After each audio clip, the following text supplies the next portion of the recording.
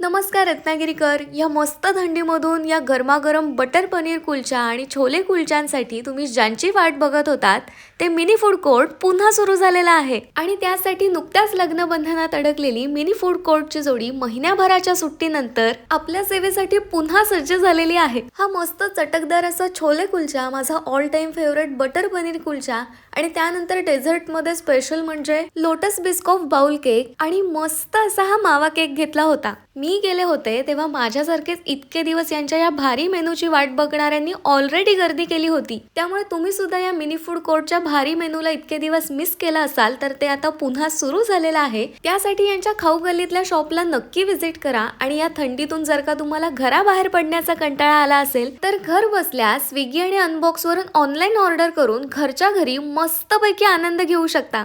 Thank you.